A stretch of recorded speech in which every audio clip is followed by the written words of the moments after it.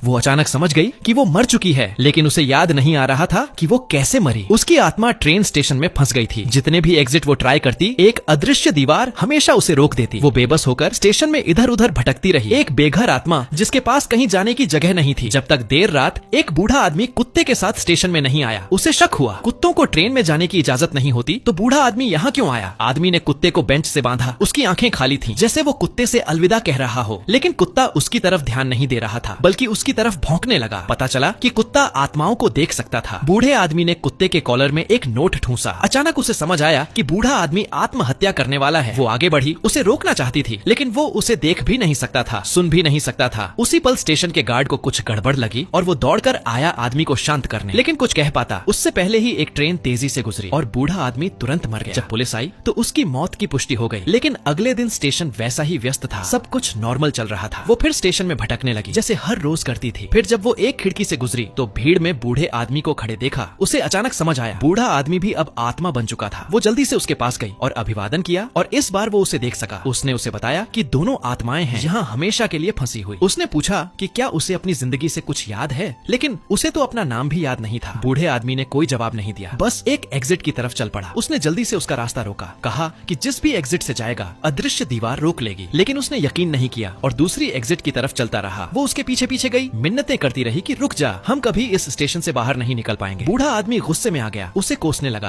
उनकी पहली बातचीत झगड़े से भरी थी। उस रात वो स्टेशन में बेकार बैठी थी और बूढ़ा आदमी प्लेटफॉर्म के उस पार दिखा। साफ था कि वो अभी भी स्टेशन से बाहर नहीं गया। उसने शर्म से सिर झुका लिया और उसने उसे इग्नोर कर दिया। एक और रात बीती और जब वो स्टेशन के कैफे में बैठी थी तो सामने एक औरत बैठी रो रही। दोनों बात करने लगी और पता चला कि वो औरत बूढ़े आदमी की बेटी थी। उसकी आंसू देखकर उसे सांत्वना देनी चाहिए, लेकिन जैसे ही उसकी उंगली औरत के हाथ को छू गई, यादों का सैलाब आ गया। उसकी पूरी जिंदगी उसके सामने आ गई। वो कभी खुश थी, लेकिन अब कुछ याद नहीं था, खासकर ये कि वो कैसे मरी। उसने बूढ़े आदमी को ढूंढा जो अब उसका एकमात्र साथी था। उसने सुना और धीरे से माफी मांगी। उसने कहा कि कोई बात नहीं, वो उसकी जिंदगी की उलझन समझती है। दोनों ने अपना नाम बताया और दोनों को राहत हुई। शुक्रिया अदा किया कि उनकी आत्माएं नर्क में नहीं गईं। लिसा ने बूढ़े आदमी को बताया कि उसे कुछ यादें वापस आ गई हैं, लेकिन अभी भी मौत कैसे हुई वो याद नहीं। बूढ़े आदमी ने कहा कि अतीत पर मत सोचो, कभी कभी सच ढूंढना अच्छा नहीं होता। जैसे ही लिसा इसे मानने लगी थी, उसने प्लेटफॉर्म पर अपने माता पिता और बॉयफ्रेंड को देखा। उसकी मौत की सालगिरह थी और वो स्टेशन आए थे उसे याद करने, लेकिन नियम तोड़े तो सिक्योरिटी ने उन्हें मैनेजर के ऑफिस ले जाया। मैनेजर ने हमदर्दी दिखाई, लेकिन कहा कि पर्सनल वजहों से नियम नहीं तोड़े जा सकते। उन्हें जाते देख